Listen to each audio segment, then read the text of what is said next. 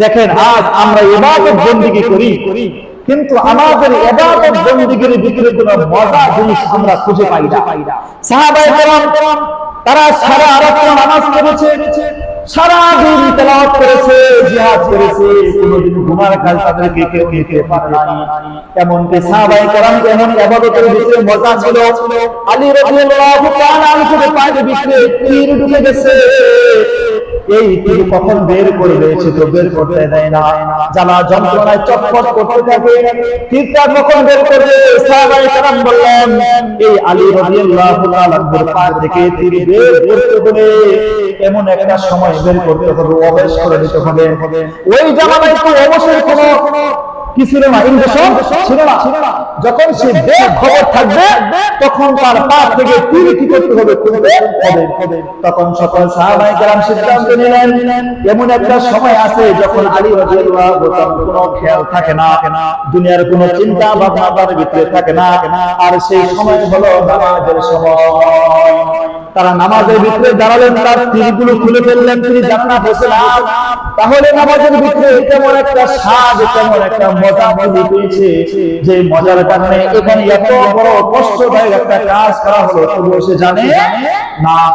এই যে একটি ইবাদতের ভিতরে মজা, এই মজাই কিন্তু এতটুকু তার হয়েছে।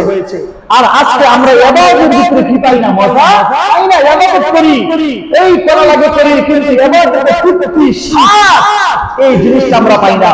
যদি ইবাদতের ভিতরে মজা এবং স্বাদ আমরা পেতাম তাহলে এই ইবাদত থেকে আমাদেরকে কেউ ছুটাতে পারত না।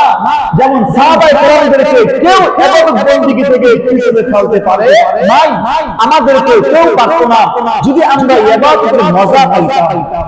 ইবাদতের মজা পাওয়ার একটা আমল হাদিসটা বর্ণনা করেছেন আবু উমামা রাদিয়াল্লাহু তাআলা, তিনি বর্ণনা করেন আন আবি উমামা রাদিয়াল্লাহু তাআলা قال عن النبي صلى الله عليه وسلم, আবু উমামা রাদিয়াল্লাহু তাআলা তিনি বর্ণনা করেন বিশ্ব নবী সাল্লাল্লাহু আলাইহি ওয়াসাল্লাম বলেছেন মা মিন মুসলিমিন ইয়ানজুরু ইলা মাহাসিনি ইমরাতিন, এমন একজন মুসলমান সে যখন রাস্তা দিয়ে হেঁটে চলে, রাস্তা দিয়ে যাওয়ার পথে সুন্দরী একটি রূপসী সুন্দরী একটি মেয়ের রাস্তার মধ্যে আছে, এখন মেয়ের দিকে তার দৃষ্টি পড়ে গেছে, এই মেয়েটার দিকে তার দৃষ্টি পড়ে যাওয়ার পিছনে হাতটা ইয়াবুসুমা ইয়াবুদু বাসরাহু, এরপরে তার চোখটাকে নিচের দিকে করে নিয়েছে, তার মন চায় সেদিকে তাকাতে, কিন্তু সে আর চোখ দ্বারা ওই মেয়ের দিকে তাকায় না।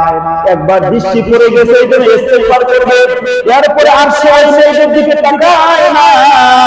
এত সুন্দর মেয়ের রূপসী আসে দেখতে চায় না, মন চায় কিন্তু তার মনটাকে বুঝিয়ে চোখটাকে নিচের দিকে করে নিল। এই যে একটি আমল করলো, মনে করেন আমরা ঘর থেকে বের হলাম, মসজিদ থেকে বের হলাম, রাস্তার ভিতরে রূপসী মেয়ে দেখলাম, একটা দৃষ্টি সেদিকে পড়ে গেল, এখন দ্বিতীয়বার মন চাবে কিনা? আরে মন চাবে কিনা?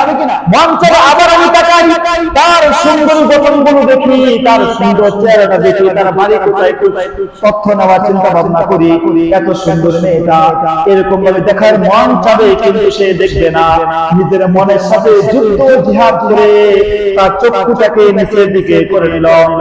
এই আমল করার কারণে ইল্লা আহদাসাল্লাহু ইবাদাতান, আল্লাহ রাব্বুল আলামিন এই ব্যক্তিটাকে এমন একটি ইবাদত করার সুযোগ করে দিবে, এমন একটি ইবাদত করার তৌফিক তাকে দান করবে, ইয়াজিদু হালাওয়াতাহা, ওই ইবাদতের মজা সে পান করবে। সুবহানাল্লাহ। তাহলে ইবাদতের ভিতরে মজা পাওয়ার একটা আমল হলো নিজের চোখ থেকে কি করা, হেফাজত করা, যেটা না মেয়েদের থেকে নিজের চোখ থেকে কি করা, হেফাজত।